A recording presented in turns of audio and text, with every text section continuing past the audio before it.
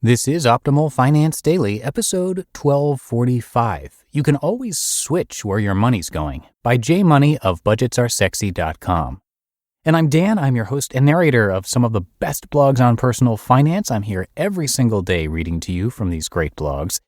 And maybe you're a longtime listener and there's a topic that you've never heard us cover. Well, we love to hear from you about those topic requests. You can share them at oldpodcast.com. That's oldpodcast.com. Now, let's get right to our post as we start optimizing your life. You can always switch where your money's going by J Money of budgetsaresexy.com. I've been meaning to blog about this for quite some time, and then over the weekend, a fellow reader got it out of me in an email exchange, which is coming right up for your pleasure, learning, and entertainment. Nothing incredibly earth-shattering or anything, but nonetheless something to keep in mind if you're debating between some serious decisions. Here's the email that started it. Quote, I bought my house a couple of years ago and I love it. It is dated and moving into the need replacing stage, but with some TLC it could be my dream home. Given the market timing of my purchase and unfortunately the rush into buying that I had to do, life happens sometimes, doesn't it? I am about 10% upside down. I've been wrestling with myself lately whether I should be putting my extra bits of money into the mortgage to both get right side up and remove PMI, or if I should save up for home improvements, like renovating the bathrooms and the kitchen and repairing the HVAC system. At this point, everything is usable and safe, but it's dated and ugly and there is existing damage from previously leaky faucets. I'll put in sweat equity, but I'm still looking at a couple thousand per renovation, and the only ROI I see is personal, my joy when I see it, and no embarrassment when having people over.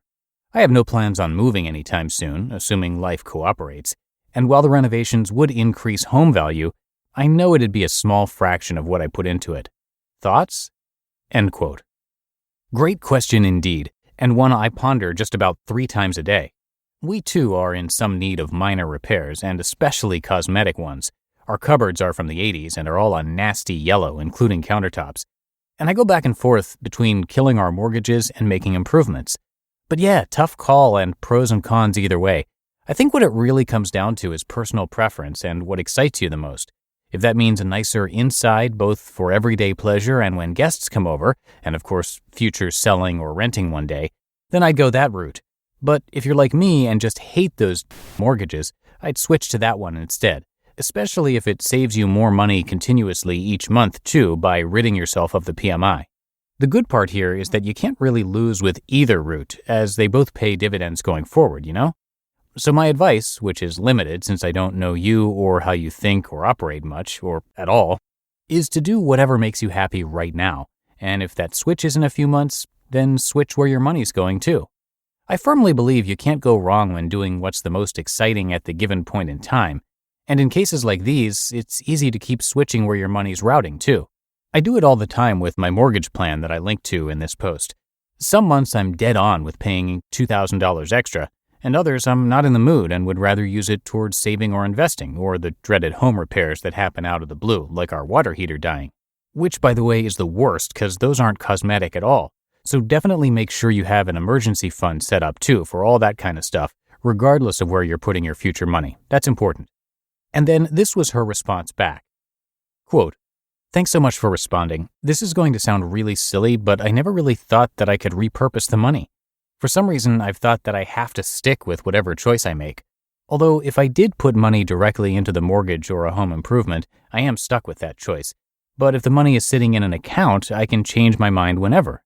And of course, I can change up future money's direction. I don't know why that never occurred to me. Weird. I completely understand the cabinet disgust. I have the original 70s brown cabinetry in the kitchen and baths, complete with scratches and dings from decades of use. My parents own a cabinet shop, and when my dad helps me repair one of the cabinets, he razzes me about having such cabinets when I know people. I remind him that I have to save for the upgrade. Way to go on the extra mortgage payments. You're an inspiration. I round up to the nearest 100 each month, but haven't had a chance to do more. I wholeheartedly agree with the house emergency fund. I had a home warranty for the first 3 years, and they replaced the main breakers and the water heater, repaired the furnace, and did some plumbing repairs to both tubs. Now that the major stuff is out of the way, I am my own home warranty, paying a savings account the same amount as I was paying the home warranty company. Unfortunately, I still have to come up with the money for stuff that a home warranty wouldn't cover, like the roof I replaced last year, the attic insulation I had blown in, and solar tubes that I had installed when the roof was replaced. Randomness? Solar tubes are amazing. I have natural and free sunlight in my windowless bathroom and dark hallways. I love them. I did some hardcore cringing when I looked at how much money went into the house last year, but I remind myself that I love my house, and renting a comparable place would cost a couple $100 more. As much as I despise the looming cloud of debt, I think the home renovations would yield more personal happiness. I'd have the pride of sweat equity and a house matched perfectly to my tastes. So to compromise with the rational side of the brain, I'll probably divvy up the bits of money with a little more towards the mortgage and the rest set aside for home improvements. Thanks again. If I get to any of the renovations in a reasonable time, I'll send you an update on whether it was worth it or not." End quote. That first line up there is key. Quote, "I never really thought that I could repurpose the money." End quote.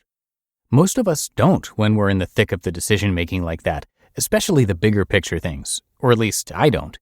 I always think that whatever's happening right this instant will continue on forever, like a big old dummy. Which is actually pretty amazing that I can plan for the future financially no problem, but am at a total loss when it comes to anything else. Anyway, good food for thought.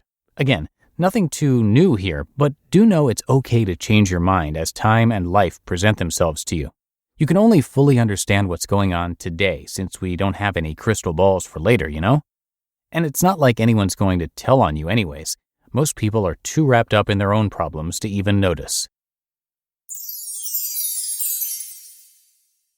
You just listened to the post titled, "You Can Always Switch Where Your Money's Going" by J Money of budgetsaresexy.com. And that'll do it for today and another installment of Optimal Finance Daily. Hope you are having a happy Thursday if you're listening in real time. And again, I thank you so much for being here with me each and every day, and I'll see you back here tomorrow for the Friday show where your optimal life awaits.